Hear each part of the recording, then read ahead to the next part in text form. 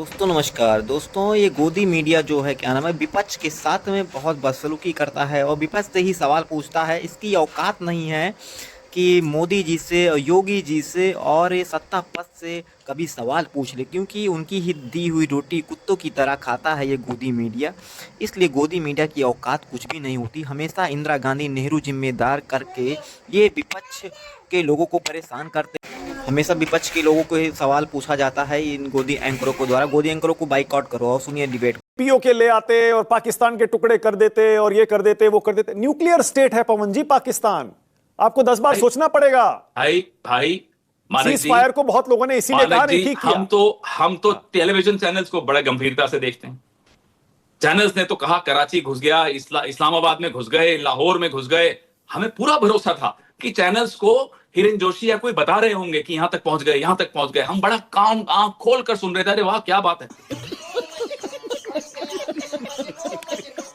तो हमें यह उम्मीद थी कि सेना को 3-4 दिन और दे दोगे तो बहुत कुछ हासिल करके लाएंगे, क्योंकि हम तो उस राजनीतिक परंपरा के हैं। 71 देखा हमने, जहां 2 टुकड़े करके दिखाए हमने। अमेरिका न्यूक्लियर पावर क्या सुपर न्यूक्लियर पावर था, उससे भी नहीं डरे हम। फिर हम क्यों डरे अब? क्योंकि हमारा प्रधानमंत्री डरता है तो हम भी अब आप 71 पे आ गए। 71 पे आप आ गए। आप इंदिरा गांधी को, कांग्रेस की सरकार को क्रेडिट देते हैं ना 71 की लड़ाई में पाकिस्तान के 2 टुकड़े करने का। तो फिर अगर इनको भी दे देते, अगर नहीं पवन जी, क्या मना करें? तो फिर ऑपरेशन सिंदूर का क्रेडिट अगर प्रधानमंत्री ले रहे हैं, सरकार ले रही है, तो उसमें गलत क्या है फिर? अरे साहब आप लीजिए, लेकिन हमें ये तो पहले सवालों के जवाब तो दीजिए। सेना को आपने पूरी छूट दे दी, 3 दिन और दे देते, 2 दिन और दे देते तो क्या क्या हासिल कर लेते। फिर तो आपको निकलना ही नहीं पड़ता, हम भी आपके घर आ जाते साहब बधाई देने। फिर थोड़ी ये आर्मी की यूनिफॉर्म पहन के बड़ी बड़ी होर्डिंग्स लगाने की आवश्यकता थोड़ी थी। करोड़ों रुपए खर्च कर रहे हैं अपने प्रचार पे, अब क्यों? पवन जी, मतलब वाकई कांग्रेस पार्टी का यही स्टैंड है कि पूरे पीओके पर कब्जा कर लेना चाहिए था और पाकिस्तान के टुकड़े कर देने चाहिए थे? बात यह है कि आपका डॉक्ट्रिन क्या है, आपका एम क्या है। एक भी देश ने यह नहीं कहा आज तक। जर्मनी के भी स्टेटमेंट में बड़ा ध्यान से देख रहा था कि पाकिस्तान एक आतंकी देश है, आतंकवादियों का इस्तेमाल अपने पड़ोसी मुल्क के साथ करता है। एक देश से आप नहीं कहलवा पाए। आईएमएफ का लोन आपके आंखों के सामने, नाक के नीचे हो गया, आप कुछ नहीं कर पाए। क्या हम जवाब नहीं मांगेंगे इनसे? आप बोल रहे पीओके, अरे साहब आईएमएफ का लोन हो गया, पीओके तो बहुत दूर की बात है। देखते रहे सपना ये लोग। पर अब सही बताइए, 71 का आप क्रेडिट लेते हैं ना? 71 में इंदिरा गांधी को क्रेडिट दिया जाता है ना? नेतृत्व क्रेडिट क्यों नहीं लेगा? हाँ। लेकिन इस ऑपरेशन सिंदूर में सेना का पराक्रम सबने देखा और बड़े गर्व से देखा। राजनीतिक नेतृत्व की कमजोरी 71 से तुलना कीजिए। कहां निक्सन क्या धमकियां दे रहा था, इंदिरा जी ने सुना। इंदिरा जी ने लाल आंख जिसको कहते हैं वो दिखाई। यहां डोनाल्ड ट्रंप क्या क्या बोल रहा है सुन लीजिए। हाँ। डोनाल्ड ट्रंप क्या क्या बोल रहा है, मोदी जी गायब, रगों में सिंदूर, रगों में खून, रगों में ये, रगों में वो। अरे डोनाल्ड ट्रंप को तो जवाब दे देते। बाल नरेंद्र ने तो मगरमच्छ पकड़े थे, कहां है वो बाल नरेंद्र? पवन जी, अगर वाकई कांग्रेस पार्टी की इच्छा शक्ति थी 71 वाली और वो लगातार जारी थी, तो 2008 में मुंबई हमले के बाद क्यों नहीं पाकिस्तान में घुसकर पीओके पर कब्जा कर लिया? 2008 में पाकिस्तान के खिलाफ हमने हासिल किया, पिछले 11 साल में यह हासिल नहीं कर पाए। 2008 में एफएटीएफ में शामिल पाकिस्तान को किसने करवाया? फाइनेंशियल जो टास्क फोर्स था, किसने करवाया? यह मनमोहन सिंह जी की सूझबूझ ने करवाया। पूरे विश्व में पाकिस्तान अलग थलग करके दिखाया। ये तो साहब मैचो मैन बन के घूमते रहते हैं और फिर डर के भीरू बन के बैठ जाते हैं। पवन जी, आईएमएफ का लोन 2008 के बाद, अगर 2008 के वक्त इस तरह का अंतरराष्ट्रीय ढंग से अलग थलग नहीं हुए होते तो पाकिस्तान कितने साल उसकी अर्थव्यवस्था पीछे चली गई उस वक्त, पूछिए ना उनसे, एक्सपर्ट्स को बुला के पूछिए। लेकिन आज अगर मनमोहन सिंह जी की सरकार होती या कांग्रेस की सरकार होती, आईएमएफ का लोन नहीं हो सकता था। आप कह रहे हैं एक भी देश हमारे साथ खड़ा नहीं हुआ। पवन जी, कौन खड़ा हुआ? भूटान का स्टेटमेंट दिखा दीजिए मुझे। एक्सपर्ट्स ये कह रहे हैं, मैं तो बड़ी बात ही नहीं कर रहा। मैं भूटान का दिखा दीजिए, नेपाल का दिखा दीजिए, कोई तो दिखाइए। मैं ये कह रहा नेपाल हूं, में तो लेकिन राष्ट्रीय स्वयंसेवक संघ बड़ा सक्रिय है, हर जगह घुसा हुआ है वहां तो। लेकिन पवन जी, इंडिया मत खुलवाइए मेरा। हाँ, लेकिन इंडिया पाकिस्तान पर बताइए ना, कौन सा देश कब इंडिया के साथ खड़ा हुआ खुलकर? रूस हमारे साथ खड़ा हुआ 71 में। हाँ। और एक बात सुन लीजिए, 2008 26/11 के वक्त किस तरह से अमेरिका से हमने सहयोग लिया, वो हम भी जानते हैं, आप भी जानते हैं। यूरोपियन यूनियन का कितना बड़ा सहयोग मिला उस वक्त, क्योंकि सरकार ने सूझबूझ दिखाई। मैचो अपनी छवि चमकाने के लिए नहीं काम किया था। आपको 11 साल मिले मानक जी। चलिए हमला तो अभी हुआ, उसके पहले पुलवामा हुआ, आपको 11 साल मिले, आपने अरबों रुपए खर्च सिर्फ अपनी छवि चमकाने के लिए, डायस्पोरा इवेंट्स करवाने के लिए, तालियां वाई वाई बटोरने के लिए खर्च कर दिए, और देश से आप बोलते सवाल पूछना गलत है, देशद्रोह है। पवन जी, लेकिन जब रशिया हमारे साथ था ना, तब यूएस हमारे अगेंस्ट था। याद करिए, यूएस ने अपना बेड़ा भेज दिया था। भाई अब तो चाइना भी आपके अगेंस्ट है, और वो तो हमेशा से अमेरिका था। भी आपको, एक सेकंड, चाइना अगेंस्ट है, रशिया चुप है, अमेरिका आपके खिलाफ बोल रहा है, बचा क्या? मुझे बताइए ना। पर यूएस के करीब और जाना तो चाइना आपके अगेंस्ट क्यों है मानक जी? हाँ, क्योंकि 2020 की 19 जून को आपका जब मुंह खुला तो आपने चाइना को क्लीन चिट दे दिया, आपने निंदा नहीं की चाइना, आपने उनका हौसला बढ़ा दिया, और पूरा विश्व हैरान हो रहा था कि क्या हो गया हिंदुस्तान को, भारत को हो क्या गया है, क्लीन चिट दे रहा है चाइना को। पवन जी, लेकिन यूएस के करीब जाना तो कांग्रेस के जमाने में ही शुरू हो गया था। जैसे जैसे हम यूएस के करीब गए, रशिया से दूर होते चले गए। बात करीब और दूरी की नहीं होती, बात होती है अपने हित कैसे आप सिद्ध कर सकते हैं। किसी से कोई रिश्ता किसी परमानेंट किसी का नहीं होता देश का। अपने हितों की तो रक्षा करिए। रशिया से आप तेल खरीद रहे थे, सैंक्शंस के खिलाफ जाकर खरीद रहे थे, रशिया का स्टेटमेंट आया कि पाकिस्तान टेरर स्टेट है, जवाब दीजिए मुझे।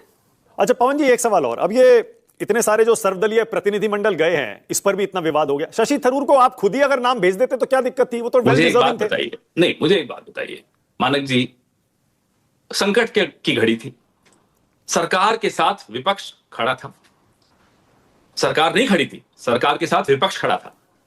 आप फोन करके हमें पूछते हैं कि साहब 4 नाम दे दीजिए, हम नाम दें, उसके वक्त उस बीच में तो आप अपने नाम घोषित, हमारे नाम आप घोषित कर देते हैं। क्या ये सही है? क्या ये एकता का कहीं भी परिचय देता है, राजनीतिक एकता का? राजनीतिक एकता और एक आवाज में हम बोले, इसकी जिम्मेदारी क्या कांग्रेस की है? इसकी जिम्मेदारी सरकार की है। और सरकार में बैठकर ये खेल खेले जा रहे हो संकट की घड़ी में, आप बताइए, सारी जिम्मेदारी कांग्रेस। वो कह रहे हैं हमने नाम तो मांगे ही नहीं थे। वो कह रहे हैं हमने नाम मांगे ही नहीं, हमने तो कर्टसी कॉल किया था ये बताने के लिए बस। ये झूठ है, ये झूठ है, सरेआम झूठ बोल रहे हैं इनके मंत्री। नाम मांगे गए, हमने कहा ठीक है हम भेजते हैं, तब तक इन्होंने नाम घोषित भी कर दी। इस तरह के खेल, इस तरह के विवाद पैदा करना, वो भी उस कदम, जो वो ऐसा कदम जब आप उठा रहे हो जो राजनीतिक एकता दिखाने वाला है, उसमें भी आप विवाद पैदा कर। अच्छा पवन जी, आपने शशि थरूर का नाम क्यों नहीं दिया उन 4 लोगों में? वेल डिजर्विंग है वो, सबसे ज्यादा डिजर्व वही करते थे। हमारे पास तो एक से एक नगीना भरा हुआ है, हमारे पास कोई कमी नहीं नगीनों की। शशि थरूर उनमें से डेफिनेटली एक है। हाँ। इनके पास कमी है, हमारे पास नहीं है कमी। तो छोड़िए, हमारे पास तो इतने सारे हैं, एक थोड़ी है कि एक का नाम लें, हमारे पास तो 20 30 40 ऐसे लोग मिल जाएंगे। आखिरी सवाल पवन जी, ये इतने निम्न स्तर की राजनीति, आप विदेश मंत्री को जयचंद और जोकर और मुखबिर और उधर से, हमने जो 11 साल में झेला, मैं पूरा कर लूं बस सवाल। और उधर से बीजेपी जो है राहुल गांधी के आधे चेहरे पर आसिम मुनीर लगा रही है, शहबाज शरीफ के कंधे पर उनको दिखा रही है। ये इतने निम्न स्तर पर क्यों आ रहे? मानक जी, ये आपको सवाल बहुत सही पूछ रहे हैं, आदमी गलत सुन लिया आपने।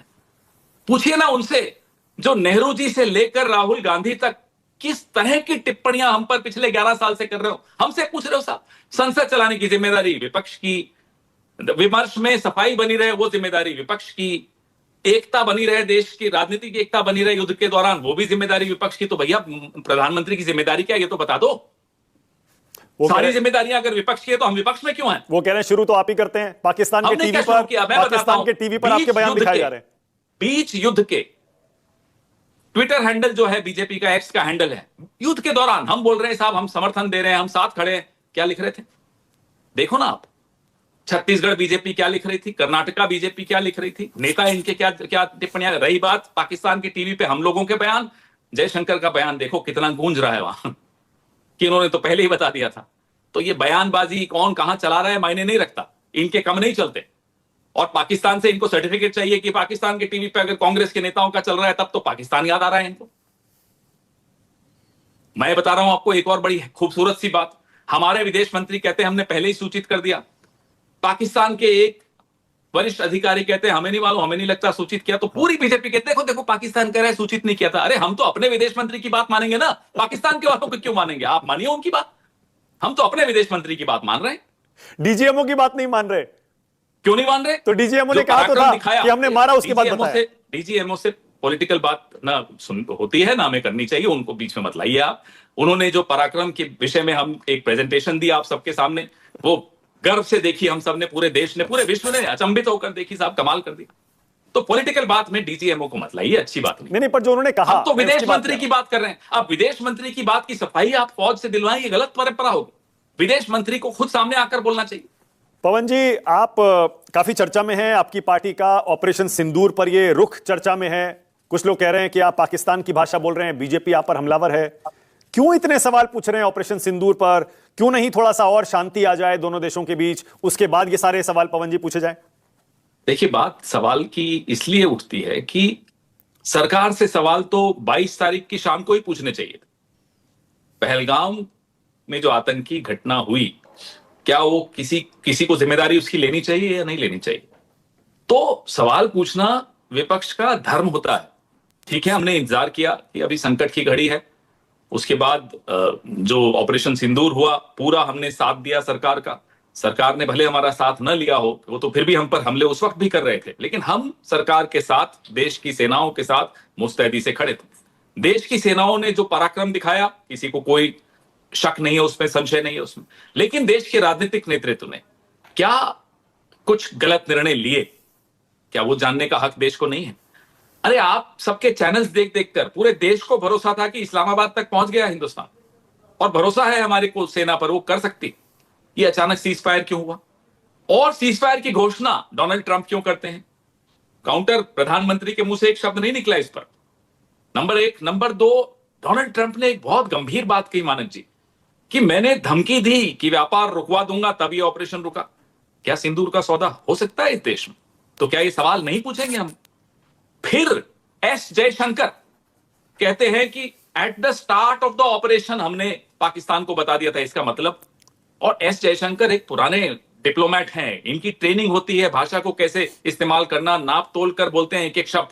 अब वो कह रहे हैं at the start of the operation. Tharoor साहब से पूछ लें इसका अनुवाद, अगर और किसी को पर भरोसा नहीं है किसी से पूछ लें, इसका अनुवाद पूछ लें, वो बता देंगे at the start of the operation का क्या। फिर अगर हम सवाल पूछते हैं, और एक और बात मानक जी, एक देश आपके साथ खड़ा हुआ नहीं था। किसी एक बड़ी ताकत, छोटी ताकत, किसी ने ये नहीं कहा कि हां पाकिस्तान आतंकी देश है। कौन था हमारे साथ? हम अलग थलग क्यों पड़े? इतने अरबों रुपए खर्च करके 73 देशों में मोदी जी घूम कर आए, और एक देश, क्या भूटान, नेपाल आपके साथ ना खड़ा हो, और आप विपक्ष को कहते साहब आप सवाल मत पूछिए, और मोदी जी निकल जाए कटोरा लेकर के भैया वोट दो, ऑपरेशन सिंदूर हो गया। वो राजनीति नहीं है। हम सवाल पूछें तो अरे तो भैया पाकिस्तान की भाषा, मुझे समझाइए ना मानक जी, पाकिस्तान की भाषा या ये होती है कि सीज फायर क्यों रोका? नहीं, हम आप तो ये कह भी रहे तो थे पूछ रहे 2 दिन और दो फौज को। पवन जी, आप तो ये भी पूछ रहे हैं ना कि बताइए कितने एयरक्राफ्ट हिंदुस्तान ने खोए। वही बात जो पाकिस्तान कह रहा है। अगर आप दुश्मन को पहले ही सूचना दे रहे हो तो क्या क्या नुकसान हमने भुगता? पुंछ के, जहां आज राहुल जी गए हुए हैं, पुंछ के नागरिकों को वही सूचना पहले दे देते तो शायद वो बच जाते। पाकिस्तान को आपने at the start of the operation सब कुछ बता दिया, पुंछ के नागरिकों को नहीं बताया। नहीं, क्यों? पवन जी एक मिनट देखिए, फैक्ट ये भी है, जयशंकर ने जो कहा उस पर 2 बार, 3 बार, 4 बार, 5 बार स्पष्टीकरण आ चुका है। डीजीएमओ कह चुके, विदेश मंत्रालय के प्रवक्ता कह चुके, मंत्री कह चुके। बोले कि स्टार्ट का मतलब यह था कि आतंकी ठिकानों को निशाना बनाने के बाद हमने उनको बताया डीजीएमओ ने। आपको यकीन क्यों नहीं है इन स्पष्टीकरणों पर? आप मुझे बताइए, कोई अफसर कह देता, हम मान लेते कोई गलती हो गई। ये विदेश मंत्री वो विदेश मंत्री हैं जो फॉरेन सेक्रेटरी रहे, जो एम्बेसडर रहे, जो आईएफएस ऑफिसर हैं, पूरी 30-40 साल के करियर में सिर्फ शब्दों का ही इनका पूरी ट्रेनिंग होती है। मैं मान ही नहीं सकता, 1 मिनट के लिए कोई नहीं मान सकता कि इस व्यक्ति के मुंह से कुछ गलत निकला होगा, निकल ही नहीं सकता। मतलब आप कह रहे हैं जयशंकर के मुंह से सच निकल गया, उसके बाद जो लोग बोल रहे हैं वो लिपापोती करने की कोशिश कर रहे हैं। अब वो तो लिपापोती चले करें, वो कोई बात नहीं, उनकी गलती नहीं है जो लिपापोती कर रहे हैं नहीं कर रहे, उसमें मैं नहीं पढ़ूंगा। एस जयशंकर, मैं सिर्फ इस एक बयान की बात नहीं कर रहा मानक जी। पिछले 11 साल में हमने वो सब गंवा दिया जो 75 साल में कमाया था, अर्जित किया था। विदेश नीति विदेश नीति पर अभी आता हूं पहले थोड़ा जयशंकर पर बोलिए। वो जे लिख रहे हैं राहुल गांधी उनको, उसके बाद स्पष्टीकरण भी आ रहा है। क्या जे क्या है, ये क्या लिखना अब वो जनता सबको सब मालूम है कि जे स्टैंड्स फॉर व्हाट, वो सबको मालूम है। हमारे मुंह से क्यों कहलवाना चाहते हो? नहीं, अरे कमाल है, आपने जब उनको मुखबिर तक कह दिया तो कह दीजिए, जे भी बता दीजिए। सबको मालूम है, हर व्यक्ति जे का अनुवाद अपने ढंग से कर रहा है, अलग अलग अनुवाद है। अब आप समझदार हैं। नहीं, सुप्रिया श्रीनेत का आया, उनका बयान आया, वो कह रही है कि जे से जोकर भी होता है और जे से जयचंद भी होता है, आप कुछ भी लगा लीजिए। बहुत सारे बयान हैं, बहुत सारी इंटरप्रिटेशंस हो सकती हैं। पर पवन जी, लेकिन ऐसा नाकारा विदेश मंत्री भगवान इस देश को और कभी न दे। पवन जी, आपको इतना वाकई नाकारा विदेश मंत्री, आपको वाकई देखिए, ऐसा एक बात लगता है सुनिए। पवन जी, ऐसा हो सकता है कि देश का विदेश मंत्री पाकिस्तान पर हमला करने से पहले उसको बता देगा जी हम आप पर हमला करने आ रहे हैं, और वहां अगर ऐसा होता तो सारे भाग नहीं जाते? मसूद अजहर का परिवार कैसे मर मानक गया जी, फिर बताइए, इतना नुकसान मानक कैसे जी, हो गया? मानक जी, मुझे एक बात बताइए, जब आईएसआई को आप पठानकोट के एयरबेस की जांच पड़ताल करने बुलाकर उनको आईएसआई को क्लीन चिट दे सकते हैं, तो इस देश में क्या नहीं हो सकता पिछले 10 साल में जो जो हुआ है? आईएसआई को कभी आपने सुना किसी सरकार ने आईएसआई को पठानकोट के एयरबेस में आमंत्रित करके बोला सही आप चलिए इन्वेस्टिगेशन करिए? कभी चोर से ही अपने घर में बुलाकर अब चोरी की वारदात का इन्वेस्टिगेशन कराया जाता है? अरे आपको इतना भरोसा पाकिस्तान पर क्यों है कि डीजीएमओ ने फोन उठा के हमारे डीजीएमओ को कह दिया और सरकार ने सीज फायर मान लिया? इसका दबाव था, वो अमेरिका का दबाव था। तो निशिकांत क्यों दुबे था? कह रहे हैं 1994 में हुआ था वो समझौता, तो जहां एक दूसरे की सेनाओं क्या की पूरी समझौता जानकारी था? शेयर की जाती थी। क्या समझौता था? समझौता था कि आर्मी की जो एक्सरसाइजेज होती हैं, युद्धाभ्यास, युद्ध अभ्यास, युद्ध का अभ्यास और ट्रूप मूवमेंट और मनूवर, ये शांति के वक्त की सारी चीजें होती हैं। तो वो तो जाहिर सी बात है कि देश आपस में ही समझौते करते हैं, लेकिन ऑपरेशन के वक्त थोड़े ये समझौते काम आते हैं। तो क्या बालाकोट के वक्त आपने सूचित किया था, या 2016 की एयर स्ट्राइक के वक्त आपने सूचित किया था, या कारगिल के वक्त सूचित किया था?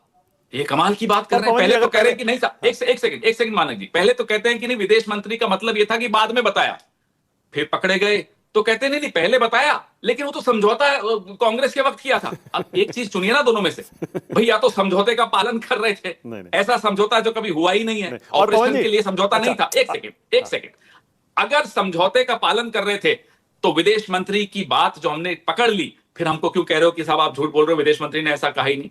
और अगर विदेश मंत्री ने ऐसा नहीं कहा तो फिर ये समझौता लिए क्यों घूम रहे हो?